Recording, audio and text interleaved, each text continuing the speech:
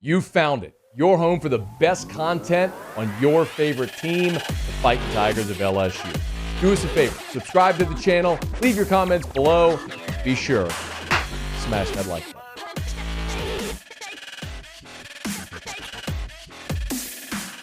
So on his coach's show, Ed Ogeron mentioned the reason that they couldn't have the Tiger Bowl is the lack of depth on the offensive line and in the secondary. So they didn't have enough second-team linemen or defensive backs. And we know that they've had issues there, right? You've lost guys for the season. Notably here, recently you've lost Anthony Bradford for the season. And there have been issues on the offensive line. Chasen Hines is out. And then in the secondary, with both Ricks and Stingley out, you've just had this trickle-down effect, right? So with Ricks and Stingley both out, McGlothern and Flott have had to play the outside. Sage Ryan has jumped in at nickel. You've been without Jay Ward, who's been injured at times this year.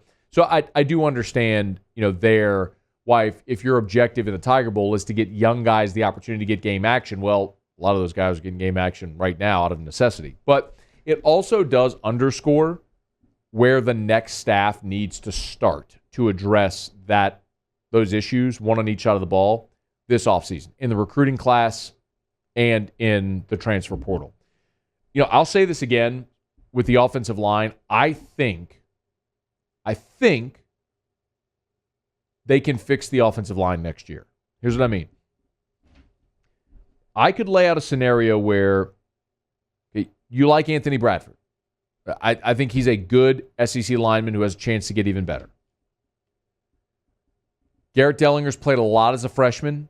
I don't think he'll ever be a left tackle in the SEC, but I think he'd be a good guard or a right tackle. Marlon Martinez has played pretty well at right guard. I think he's the piece that you've been looking around and saying, okay, which of these guys, Dumerville, Martinez, Charles Turner, these guys that have been around, Cardell Thomas, which of these guys can step up and actually take some reps? Well, Martinez has done it. I don't know that he's going to be a dominant player, but he's certainly proven he can be a starting caliber lineman in the SEC. Then you're going to bring in a 5-star in Will Campbell, who should be that day one starter for you as a freshman. That's 4. You need one more starter.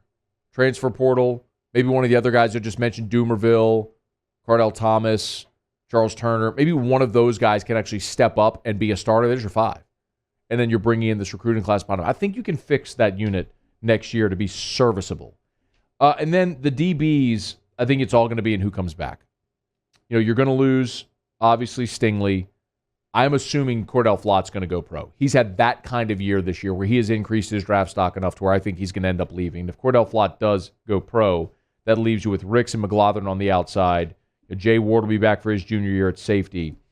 You've seen the last 2 games now with Sage Ryan. Where does he settle in? Does he kick back to safety? Does he stick in that nickel role?